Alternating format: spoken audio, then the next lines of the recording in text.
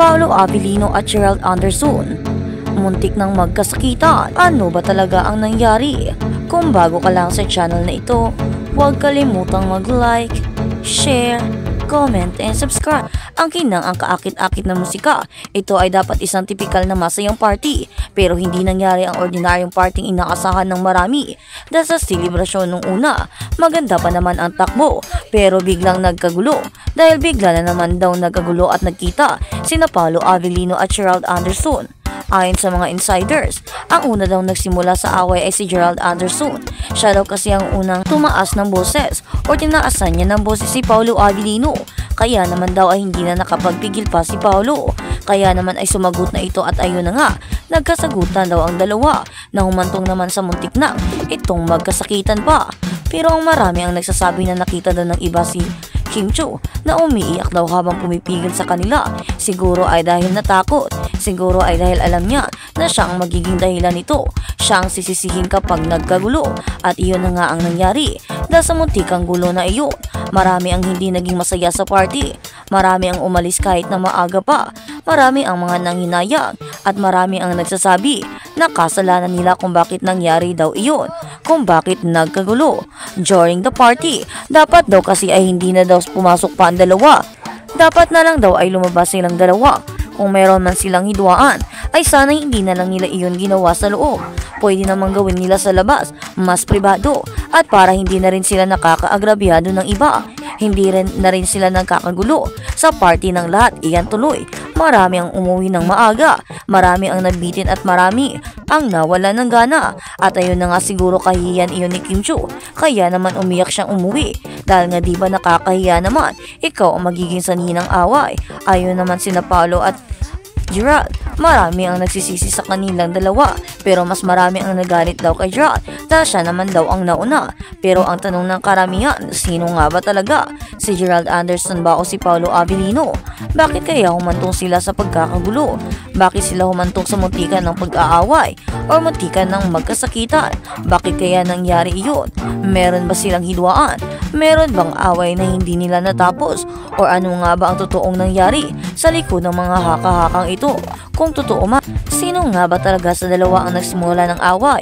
Hindi naman pwedeng sabihin na lang natin agad na si Gerald dahil yun ang sinasabi ng marami. Marami naman kasing mga one-sided. Hindi dapat ganoon. Kung meron mang camera sa loob, ay doon na lang or CCTV, ay doon na lang tignan para malaman kung sino talaga ang nagsimula ng away. Para naman fair, para naman hindi naman unfair para kay Gerald. Para malaman na rin natin kung ano ba talaga. Kung siya man ang nauna sa away, edi siya. Or kung si Pao man, edi si Pao. Pero ang importante, hindi nanggaling sa bibig ng iba. Nanggaling ito mismo sa moment na na-capture ng CCTV. Kaya naman sana merong CCTV doon para talaga malaman at ma-prove kung sino ang inosente at sino ang nagsimula. Para naman hindi na masisi ang lahat at para naman maliwanagan para maging maayos ang eksena. Kasi naman talaga marami naman talaga ang hindi nakagusto sa party na iyon. Marami kasi ang nagkakagulo. Hindi naman din kasi talaga tama ang nangyari. Sa lahat naman na pwede kayong mag-away, bakit doon pa? Sana nilagay niyo sa tamang lugar, yung pribado at wala kayong maaapektuhang iba. Dahil party yun ang lahat, hindi nyo yun party. Kaya naman marami ang nanghinayang at higit sa lahat, marami ang nagalit. Dahil ang party na dapat para maging masaya ay naging isang traumatized na party. Marami ang natrauma. Isa itong traumatic party na parang hindi na talaga magugustuhan ng iba. Ang tanong ng karamihan, gugustuhin pa ba ng iba na makasama silang dalawa sa iisang party? Abangan natin dito lang. At sa kabilang banda, Paolo Avellino tinutulak sa action drama kasama si Kim Chiu. Mga nangungopya ng column item, walang respeto. Buhay na buhay talaga ang fans ni na Paolo Avellino at Kim Chiu at atat silang magtambal ulit ang dalawa sa isang romantic action drama. May storyline na sila na sa umpisa raw ay parang magkaaway ang dalawa pero magkakainlaban sa huli. Wow, lumang-luma naman yon. Parang tipikal lang naman, diba? Dapat maiba naman para may mga twist. Bakit ba naman ganito naman ang mga nangyayari? Maganda naman na pumasok sila sa isang romantic drama pero hindi naman maganda na pare-pareho lang ang storyline. Para namang nakakasawa yun. Magiging patok ba kaya yun sa masa? Papanoorin ba kaya ng mga fans kahit na sikat silang dalawa? Kung hindi naman talaga maganda yung story, marami naman talaga ang hindi manunood. Kaya ang tanong ng karamihan, bakit parang paulit-ulit na lang ang mga scenes sa pangyayari? Wala na bang maisip na iba yung mga director o mga writer? Bakit naman? Dapat naman may mga twist, may ibang mga scenes para naman may iba sa mata at para naman hindi yung ganito. Sana yung hindi napapanahon, parang yung unique. Parang ganun yung inihiling ng karamihan dahil paulit-ulit na lang kasi ang nangyayari sa mga scene ng mga movie or mga telestarye. Away doon, away dito, gera doon, parang iba-iba naman. Baka naman pwedeng maging isang napaka-unique naman iyon. Yung parang hindi talaga sanay ang mata na manood ng ganoon. Yung parang may ibang twist, may mga ibang eksena na hindi mo alam at bago lang sa iyong paningin. Ano at bago lang na mapapanood mo para mas magiging exciting. Mas maganda yung ganoon. Yung may uniqueness sa mga itsura. Hindi yung ganyan-ganyan na lang. Kaya naman nananawagan ako sa mga nangungopya na sana ay magbigay naman sila ng credit where the credit is due. Oo nga at nagpapasalamat kami na nagbabasa sila ng mga column namin. Pero sana maging responsable rin sila sa pinaghihirapan namin na isulat, diba? Huwag basta mamulot lang ng storya ng may storya.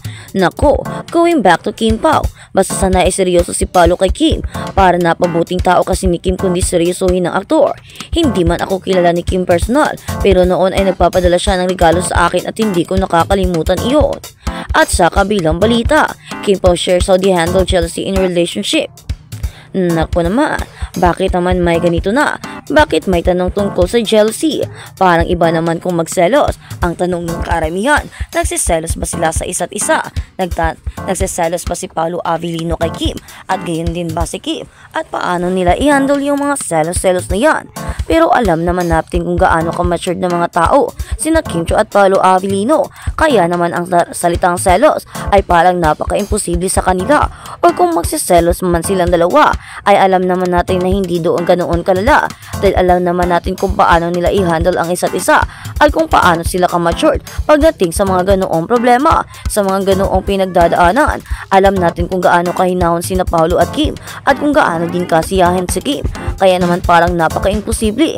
Pero kung totoo man na nagsiselos sila sa isa't isa, di alam naman natin na kung meron mang nagsiselos sa kanilang dalawa, ay pag-uusapan nila ito panigurado.